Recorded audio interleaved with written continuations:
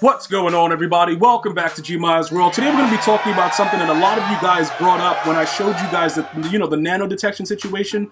A lot of you guys brought up the height differential. Over the last, I would say since Madden 15, EA Sports has not contributed to height really mattering as much. Defensively, you're always going to get the advantage. If your guy is very, very small, he's going to be able to just out-jump everybody. It's a very, very unrealistic aspect of the game. It's actually really ridiculous. I'm surprised sometimes that the developers got away with it because a lot of people that play the game that are NFL players, some ex-NFL players, a lot of known people, they've complained about it. And it stayed in the game year to year. That animation where your guy starts, your offensive player starts fighting the defender, but it's an automatic interception. I don't know exactly what the thought process was with that. I think it's one of the most ridiculous things that's ever been added into a video game. And that's when I knew Madden was going down the wrong route. When they added that into the game, it made it almost impossible to enjoy the game because there's really no competitive way to do it. So they created the aggressive catch in 16, the rat catch, possession catch, and they just, in that whole regard, they took away what really mattered. The ability for your individual receiver to be able to do what that player actually does prior to the 3 different catches. But that's really what exploded Madden. So it's like a double-edged sword. It's like, oh my God, bro, I remember Madden 16, I was actually at a GameStop, and they had a tournament to give it away for free for whoever won. And I remember playing it, and I was like, yo, why is everybody OBJ catching? Because it was like when the game was first coming out, we didn't really know what was going to happen. We just knew that OBJ was on the cover and that they were going to implement it. And then when I played it, I was very surprised. In that tournament, I think I came second. I lost to somebody that threw the ball up. I think he was running two-back. Two-back that year was really big. And, he came out, threw the ball. It was a streak, and he got the OBJ catch animation. And I went for a pick, and I couldn't pick it. And I was like, wow, that was my first experience with Madden 16. But I didn't know it would be, become that much more worse as the year progressed. And then we all know, the history of the game. For the competitive side, it was one of the most, easier Maddens to play. To be quite honest, you could get away with doing a lot of stuff. It was very, very basic and easy, and that's what made Madden explode. EA Sports hit it right on the dime. They knew exactly what they were doing, and they handled it. They went to their core audience, which are 4-year-olds, and then they just hit it right there, dude. So with all of that being said, EA Sports has still continued to do the same type of nonsense. So you guys are probably saying to me, what am I talking about as far as the height differential, the height height doesn't matter in Madden. Well, let me go ahead and show you guys something real quick. I'm going to show you Eric Allen versus Harold Carmichael. Now, let me go ahead right here. I just sped it up real quick by mistake. I meant to pause it. Let me bring it back real quick. All right, so look, we're going to go ahead and pause it. Harold Carmichael is 6'8". Take a look on the left side of the screen. He's 6'8". That is Eric Allen. Eric Allen is all of 5'0". All right, let's go ahead and see what happens. So you can see Harold Carmichael in this position. If EA Sports allows the player to jump, I think all of you guys can guess what would happen. But look at what the EA developers do. He automatically switches places. He pushes my receiver, and he's going to fall back to pick the ball off. So I ask you right now, right? Regardless of it being a game, and I won this game. I came back and won this game, by the way. I have to ask you guys something. When you look at that, what type of emotions go through your body? Because a lot of people that I've asked that, have played the game, looking at that, we try to figure out, how does a developer sell that? How do you actually sell this to somebody? How do you say a 5'11", 5'11" guy is going to get an animation where he's pushing a 6'8" guy back and he's falling backwards and intercepting the ball? And like I told you guys, when they came out with the most feared, anything after Madden 15, height has not been a true factor. Madden 15 was the last year where height was a true factor, which is why everybody was running around with tight ends and just mossing dudes. Now, that took skill, but EA Sports did not want the skill. They wanted this.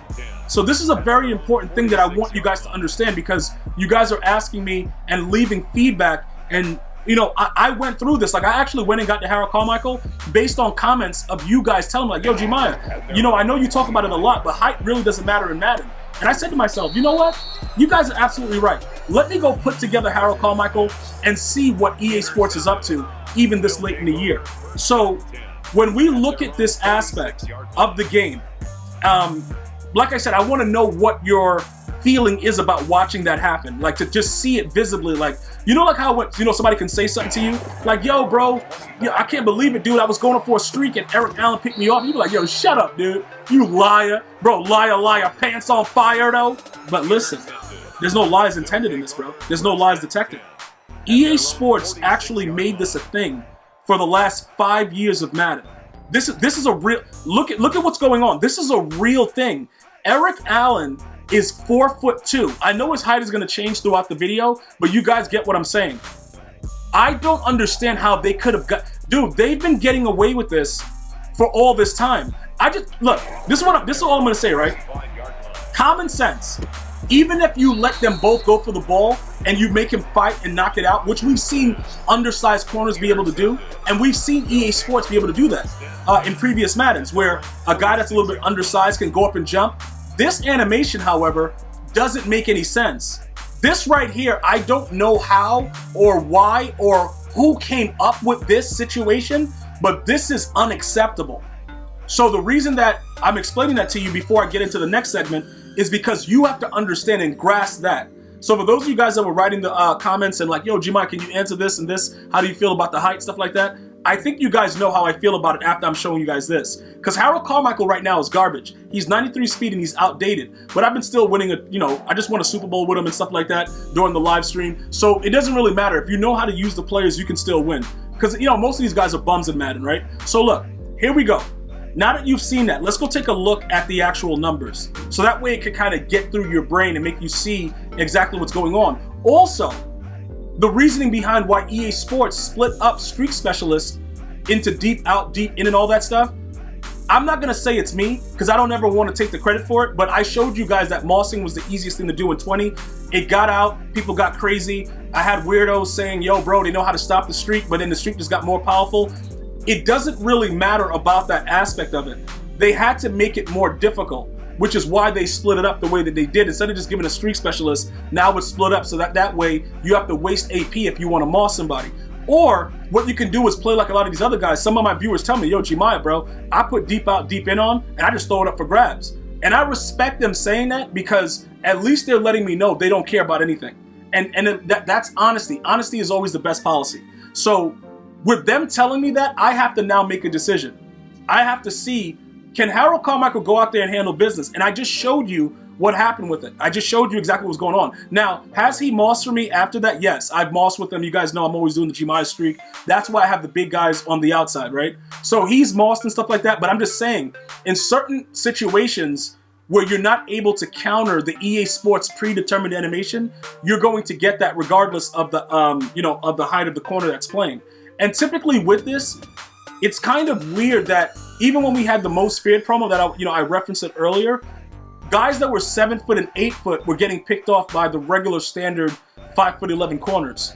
So you kind of, I don't know what they're doing. Like at some point, they're gonna look back and people are gonna say, how did we get away with this? Like they're gonna probably look at it like, dude, we really got away. You know, like how you've been doing something forever? You know, a lot of you guys are like savages and you like, you're cheating on your wife, you're cheating on your spouse, you're doing whatever you want to do. And then you're like, one day you wake up, you're like, you know what? I'm not going to do it no more. You know what I'm saying? Like, I'm just not going to do it no more. And then it's like, I really got away with that. What you don't know is that your spouse is doing the same thing. That's what's crazy about it, but we ain't going to talk about that. This is the situation right here, dude. We're going to go ahead and we're going to take a look at Eric Allen so you guys can kind of understand the depth of what I'm trying to explain, right? This is what's really, really interesting about all of this. He is like, dude, the guy is 5 foot, what is he? 5'10", 190 pounds, right? This is the guy that's picking off a 6'8" guy in an animation that everybody gets by default. I have to ask you guys, how does that make you feel? Doesn't make any sense. It's completely unacceptable. It should not be in the game, but guess what though? It's okay because it allows people that are not as good user-wise or not as skilled with the game to get away with that. That animation has cost people championships. That animation, simply put, it has cost people championships. And they brought nano detection because of a blitz that was going on in Madden 16, but they never addressed the fact that you can just have a guy push you out the way and fall backwards intercepting the ball when they're like 5'0". This guy regardless of how you try to do it, and like I said, the height concept in the game has been really, really bad for the last 5 years. And I don't know what they're going to do in the future. I don't know what PS5 Madden 22 is going to be, but I can tell you this much. It's going to be kind of hard for them to make the game competitive again unless they're able to get approval to separate it so that the bums can stay in arcade and just chill there, and then simulation and competitive is different. So that way you have to actually go up for the ball. It has to be user versus user. You guys remember when you used to have to strafe for interception? You guys remember the L2 button? Nah, a lot of you guys don't even know what that is. You just run around holding, triangle or Y. Like, these are the things that I'm saying, and I'm not trying to say, yo, bro, the game should remain difficult. What I'm saying is, if you're gonna call it competitive, you should have aspects of the game that's competitive. Or don't call it competitive. You know what I'm saying? Just call it random. Just put random, instead of COMP, just put random up there. So that way we can't complain about it, because it's like, all right, it is random, because we all know the game is random. And we know that the game is tuned on a regular basis. Some days something will work, the next day it won't. We're very used to that aspect of the game. But I'm bringing your attention to it because at this point, by the time you watch this video, they're going to be revealing more about the team diamonds too. And I told you guys I'm going after the McCaffrey. I'm going to be looking into do that because I want to get the bigger receivers on the outside, because we're not just going to give up because they have the game the way that it's set up. It can be done, and we can do it, and it doesn't have to be done the way that you guys are doing it, where you're just throwing it up in the air randomly. You still can get position to go up and get the ball rather successfully. It's just a lot more difficult because the game itself just doesn't make sense when it comes to height. And that's the honest truth about it. I couldn't find this card last time. Is he up there yet? Okay, he's there for $7.99. All right, let's grab him real quick. All right, $9.99. We'll go ahead and grab him. We'll go through the rest of them real quick as I go ahead and talk to you guys about it, because I have a feeling that he's going to get another card. So because he's going to get another card with the Team Diamonds, it's better to go ahead right now and just see what we can do with that situation and just have it ready. Now look, say he doesn't get a card. Say he's not part of it. It doesn't really matter. Let me explain to you why. You're going to still have the opportunity for when he does come out to utilize it, because remember, Drew Bennett being a route runner, he's a nightmare for me to have him on my squad because he gets everything for so cheap. It's not going to be fun to play against me when I have a route runner that can beat you on a post and I can throw a streak and moss you. You see what I'm saying? So 6'5" with that type of explosive behavior, it's going to be a nightmare. So the reason that I'm doing it now is just kind of give you guys insight. If you're going to want to make some coins, a lot of you guys probably already started buying up his cards and understanding what's going on because, the Team Diamonds are announced. You have to kind of guess what's going to be happening. He's going to be one of the more expensive cards to get. He's going to be one of the more expensive pieces, and people might spend more for his card, although it's an 87. Unless you can find the power-up pass, which a lot of you guys won't, most people will be impatient, like myself, and just say, you know what, bro, what's the price? And you can make a little something off of it. You could go ahead and make like 100K or something like that. It's going to cost us about 30 to make this right here. Make a quick 70K and stuff like that. It's just to kind of keep you guys going, keep you guys busy. I got to try to make you guys have something to do because there's really not a lot going on. And to be honest, most of the Team Diamonds are probably going to be trash anyway. So, what is left to be done other than to go after the cards that are going to make you have a little bit more fun, a little bit more enjoyment with the game. So, again, he's probably going to be better at 6'5" with more capability than we have with Harold Carmichael at 6'8". Plus, Harold Carmichael's a physical receiver, so deep out is 2. This guy's going to get all that for 1 and route tech for 2. So could we use 3 AP on him? Yes, we could. And he's just, he's given us a major advantage on that side. So that's something that I want you guys to be aware of as they release what's going on. And again, it's not necessarily true that he's just going to be a Team Diamond tomorrow. But if we have the opportunity to be able to make some coins, why not make the coins? You know what I'm saying, guys? Why not look for the cards that have, they haven't gotten an upgrade, and more than likely they will soon, and just take advantage of it. especially when they're this cheap.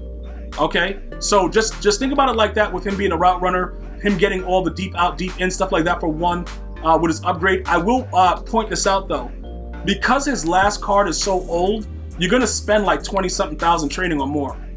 All right, just to give you guys a heads up, you're gonna have to, dude. This training scenario is really out of pocket, dude. Like out of your pocket though. You're gonna have to spend. So I'm just letting you guys know that just to be upfront, because he hasn't gotten a card in a very long time. Yeah, you're gonna be spending. But again, most of us are gonna be sitting pretty, sitting pretty on it. All right, so we have all of them. All right, all the pieces of it. It's something that we'll probably just have. We'll go through it once they announce everything. If they don't announce it and he's not there, at least we know we have all those. We can put them together and get that done. But I'm just letting you guys understand, as far as the height aspect of the game, you're gonna have to practice a little bit more to be able to utilize the height of your player. And like I said, one way to do it, just throw it up and hold wide. You know what I'm saying, bro? That's one way to do it, or triangle. That's one way. Or you can learn and lab the way that I do it and be able to put yourself in better position to be able to execute it. All right, guys? So that's just my thing. I don't think that should be in the game going into Madden 22. Let me know your thoughts, your feelings about it. Let's talk about it. I'm going to see you guys and girls next time. You have an unbelievable day. One love, y'all.